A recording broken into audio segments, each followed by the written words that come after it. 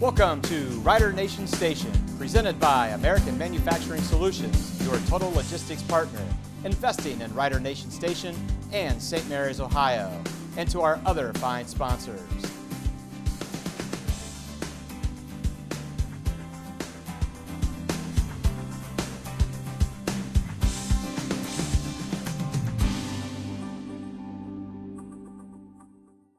Welcome once again to the Doug Frye Show. I'm Joe Hurlbert, your host, and each and every week I am joined by the head coach of the St. Mary's Rough Riders, Doug Frye. And Coach, congratulations first of all on a big win against county rival Wapak last week, 14-7 in overtime. And we'll talk about that a little later on in the program, but again, congratulations. Thank you. Well, let's take a look around the Western Buckeye League, see if there was any surprises or upsets, and feel free to throw in if you like, Coach. But Bath defeated Kenton last week, 21-14. Well, first of all, it's a year where you hear this every year from coaches, but this is sincere all the way. Before the COVID situation, this was a year where you were going to see a lot more parity in this league. Mm-hmm. There's a lot of teams that have traditionally struggled a little bit in the last few years that are a lot better. So surprising a little bit, yes, but not a lot. Yeah, that surprises me with Kenton and their high-powered offense and the quarterback that they have. But that was a big win for the Bath Wildcats.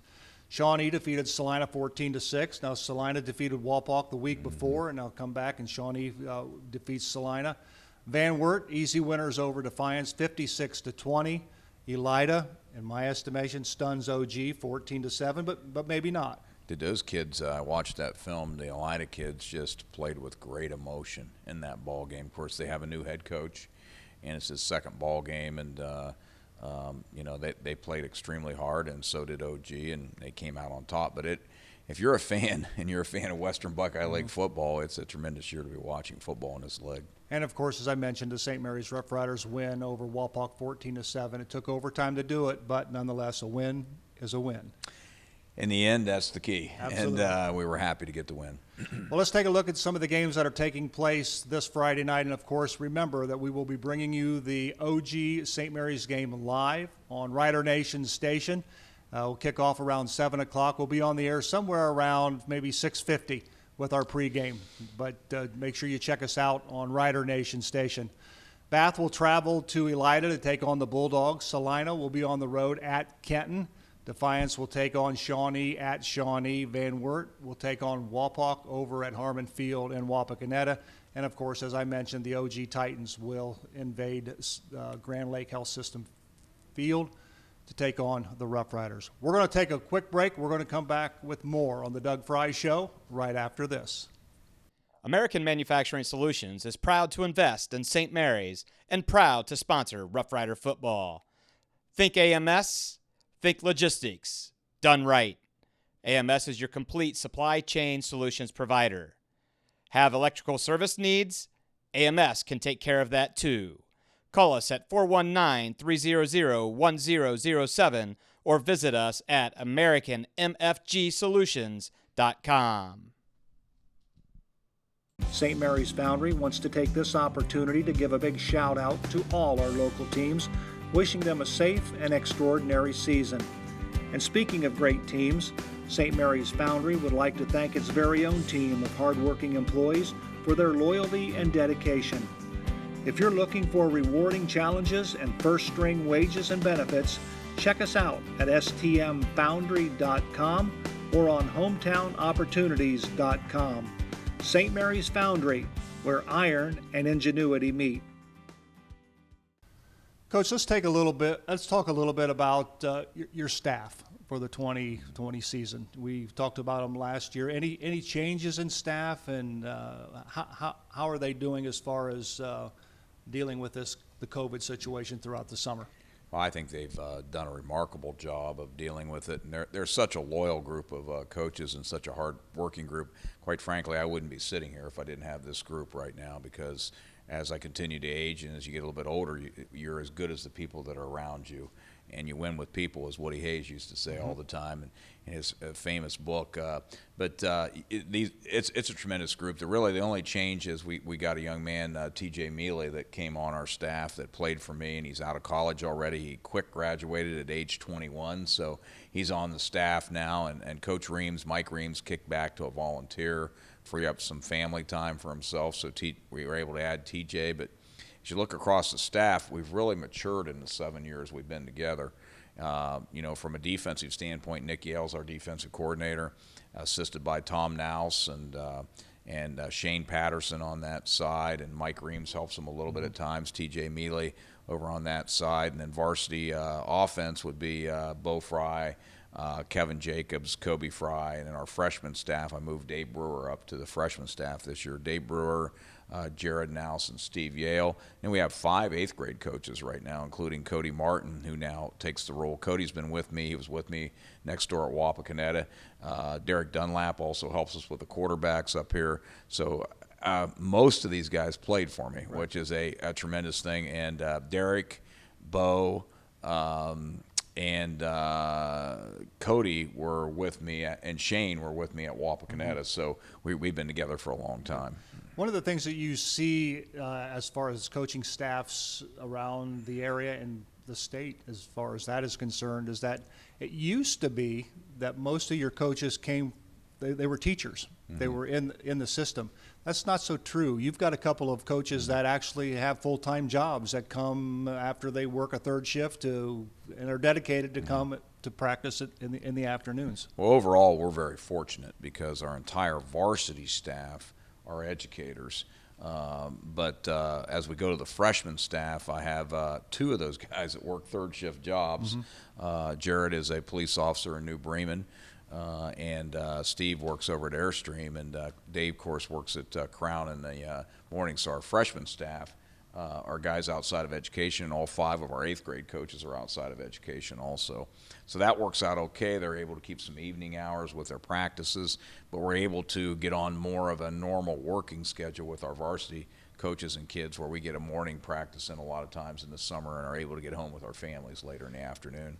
You know, we're videotaping this on a day that school happened to be canceled due to a fog issue, but when situations like that happen during the fall season, the football season, does anything really change as far as the coaches are concerned or your players, or do you just pretty much have your day routined out and kids will come into practice at a normal time? We keep our normal time, and we used to bring them in a little earlier, but because of the coaches outside of education and because of maybe some of the changes in education, a lot of our kids work during the day now.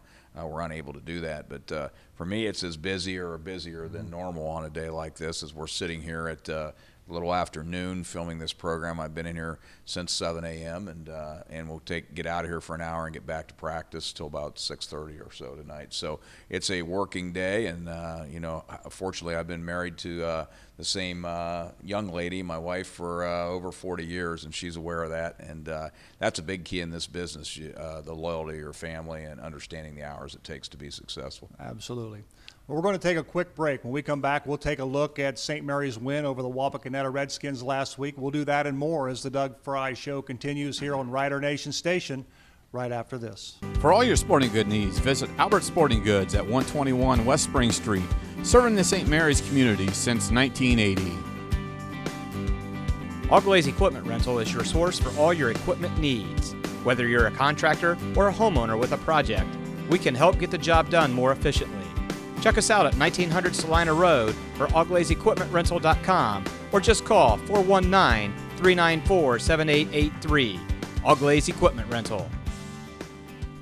Welcome back to the Doug Frye Show. Joe Hurlbert alongside head coach Doug Frye. Coach, let's go back to Friday's win over the Wapakoneta Redskins, 14-7. It took overtime to do it, but generally your overall view of last Friday's game.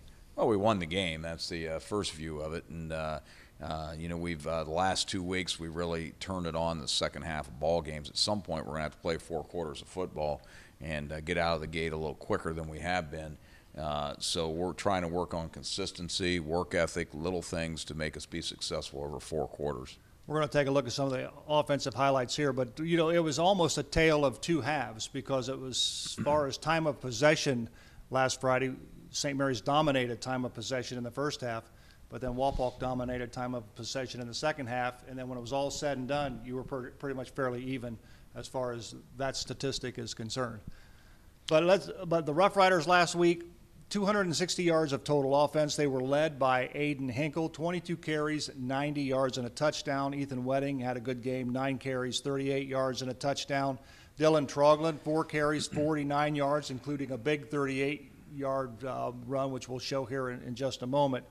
But the Riders dropped 3 footballs on the ground. They lost 1. Doesn't make you very happy, does it? No, we have not been happy at all with that, and we were constantly working at that in practice, but part of that's just a mentality, and hopefully we get that cleaned up. A couple of things, though. Three more possessions in the red zone, scored twice. Mm-hmm. So two scores out of 3 opportunities in the red zone. That's pleasing. Mm-hmm. And then also your first and second down yards per average was 4.5 yards on first down and 4.4 yards on second down. Mm-hmm. That gives you a lot of flexibility to call some different plays with second down and short. It does, and I think we're maturing in a lot of our skill areas right now and gaining some consistency. And I mentioned this before in another media interview. With a half scrimmage, really a half with Marion Local in 2 games, this will be about where teams are going to open the season right now. Yeah. So this week in Game 3. Probably that's even an exaggeration because you don't have the 7-on-7 time. Mm-hmm. It might be Game 4 or Game 5 where you normally see a team opening the season. So, there's some struggles in teams where you got some young guys in there, and I think that's all the way across the board. Let's take a look at some of the offensive highlights from last Friday night's ball game. This particular player we're going to see, this is a nice run by Aiden Hinkle.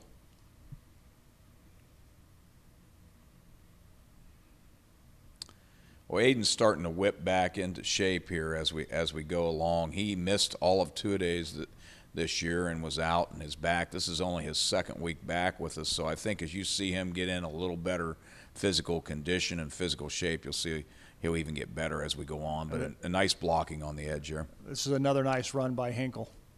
He's just a strong kid, gives you that big, strong fullback. Yes, and he's a very coachable young man, and we moved him to D-end also, so he's seeing some time there, alternating on the D-line. But, again, as we go along, I think he'll get in better condition. Takes 3 Redskins to bring him down after a nice gain.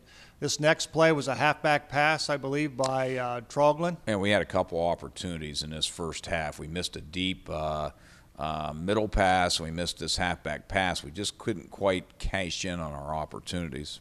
See, I think those are one of the things that you missed from the 7-on-7s. The timing's just a little bit that just wasn't there. I think that contributes to it, and just a matter of fact of getting kids, experience under the gun. These were all guys that played part-time for us a year ago. They weren't full-time people, and they're being asked to do more now. Here's a nice run by Dylan Troglin. This sets up the Riders' first score. What I really liked on this, if you watch Dylan's patience on it, everybody plays hard. I mean, it's a natural thing when you get on the field. You want to win, you want to play hard, but as you watch that play, he's flat down the line and extremely patient when he runs the play and allows the blocking to be set up, and that's something that's hard to teach right there. And then when he hits the hole, he explodes, just about takes that one the whole way. I think this is the same run, just from a different angle. Good job by our guards. If you're going to talk about wing T football, then to play your guards, 2 juniors in there, Stosh Patterson and Ryan Davis are the 2 junior guards, along with junior center Chase Jacobs in there. Here's a nice run to the right from Ethan Wedding. Again, here, what I want to take note of is the double team at the point of attack. You see Tanner Howe coming onto the field, and Tanner gets a lot of credit on the defensive side of the ball. Lead block by Aiden Hinkle, guards pulling, but we've knocked the edge off. Chase Jacobs doing a nice job in front of the play there. Again, the edge blocking by Devin Shannon and Tanner Howe is very nice, which opened this play up right here. Absolutely. This is, I believe, the overtime. Are we in the overtime now? We're in the overtime. Yeah. Again, everybody talks about Aiden Hinkle here, and they should, but the blocking at the point of attack is phenomenal right here. From our O-line, right tackle Morgan Sewer, right guard Ryan Davis, and Devin Shannon, Tanner Howe leading through. So the way we're coming off the ball, there's a nice hole there. Let's take a look at that one more time, that particular play. I'll tell you what I like. Look at Aiden Hinkle, his enthusiasm at the end of this play. He is fired up. Yeah, and things like that just get everybody else fired up. Yeah, we always talk in our practices about positive body language, and the body language there is very positive. And you're right, it's a game of emotion. Absolutely. And right here's the touchdown run in overtime. Yes, very good run, good surge on the line, a lot of excitement, and nice job all the way around. Well, we're going to take a quick break. When we come back, we'll take a look at the defense of last week's ball game. We'll do that and more when we come back to the Doug Frye Show right after this. Vogel's Bake Shop, making thousands of fresh donuts daily, open 7 days a week with stores in St. Mary's, Salina, and Walpock. Also now found in Wagner's IGA in New Bremen, Minster, and Fort Laramie.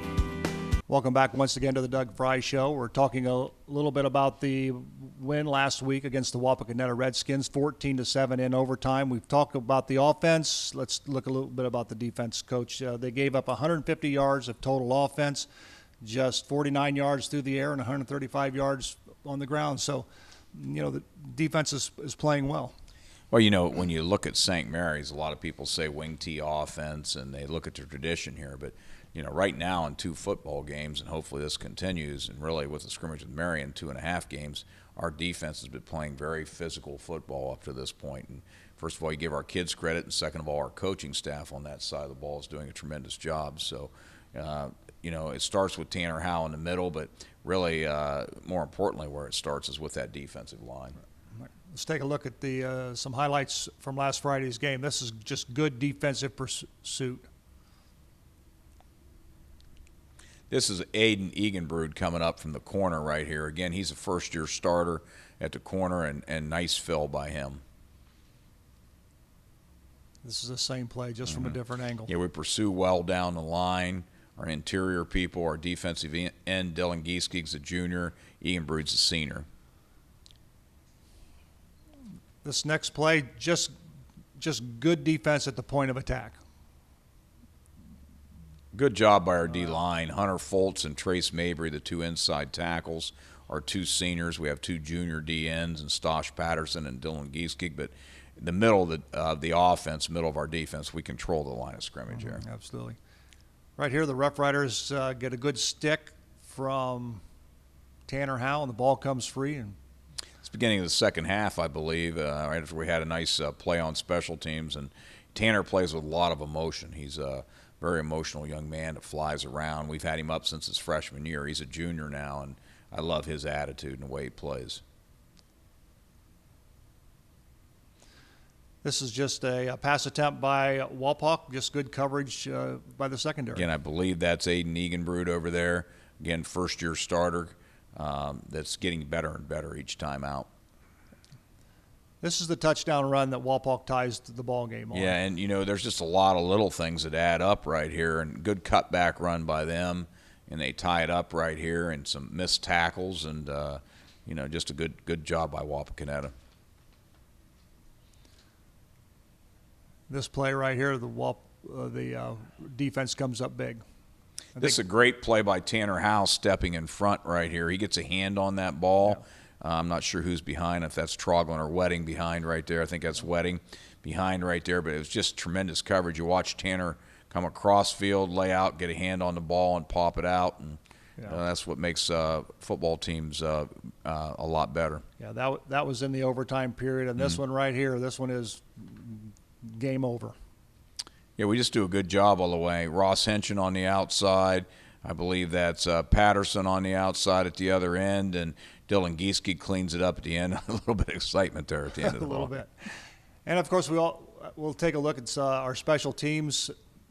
after that. But that's just good containment by the Yes, we do a good people- job of people on boxing the it. ends. Mhm. Right, don't let him outside, and that's the key. And, of course, special teams played an important part in a game such as this. This is Brandon Bauer's punt. Gets a nice roll. He averaged 42.5 yards per punt in this particular ball Special game. teams are a third of the ball game, and we have a senior Spencer Troglin behind Bowers, so we'll probably see more of him as year goes on too. So these guys, but the punt game, if you look at the history of this game over the last 4 years or so, the punt return game has been a huge part of these ball games, the St. Mary's Walpock games. Yeah, and and a lot of times when you get in games that are like this, it pretty much could rest on special teams play. Absolutely, and it definitely had a big impact on the game.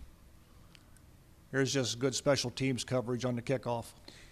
I believe this is the tackle by Dylan Troglin, who comes downfield here, makes a tackle right there, and there was a little alley coming up. We had substituted Dylan in right there, and he did the same thing a week ago against Bath. And this next one is the point after touchdown in the overtime. And and I got to think about this. That's important. Well, that's extremely important. And, we missed a field goal that could have won the football game at the end. And, we had a bad hold there on that. But, this was well executed. Well, we're going to take a break. When we come back, we're going to talk a little bit about Ken Schreiner's ball club, the OG Titans, as they come to St. Mary's this Friday night. We'll do that and more right after this. Guarneri's Pizzeria and Pub has partnered with Rider Nation Station this season so that every Friday night, Guarneri's can be Rough Rider Football Central. Guarneri's will be streaming Rough Rider football live every Friday night at 7, paired with your favorite Rider aid. Make sure to call and make your reservations now to ensure yourself a good seat. Call Guarneri's at 419-394-2244 and make your reservation today. And go Riders! Coach, the Ottawa Glandorf Titans come back and they invade St. Mary's on Friday night. Of course, we'll be there to bring you all the coverage live from Grand Lake Health System Field. But Ken Schreiner's ball club comes in. They won their opener against Defiance, big. Salina knocked them off last week, so this should be a pretty good matchup. Yeah, Elida a week ago had an emotional win against them, but you look through the time here, especially my second trip here in the last 7 years, and the two teams that we've really, really had tight games with are Wapakoneta and Ottawa Glandorf. Those teams have traditionally been very tight ball games, and I think part of it is, we're coaches in the league. We know each other's personalities well. Ken's coaching staff has been together with him for a long time, and so they're just games that are going to go to the wire, and them losing a ball game week ago is probably going to make them come in here with even a little more fire. So I expect a tight ball game at another classic WBL game. Yeah. It always seems that Ottawa has good athletes, and this year will be no different. Of course, they're led by senior quarterback Jacob Balball and their H-back senior Will Kaufman. So they've got two kids that have some good experience that they bring to the field. There's always their skills, basketball type skill kids that can run and move, and they always have big linemen in the trenches. So again, it'll be a matchup that'll be tough for us. Yeah, when I look down at their roster, normally you see big kids. Mm-hmm.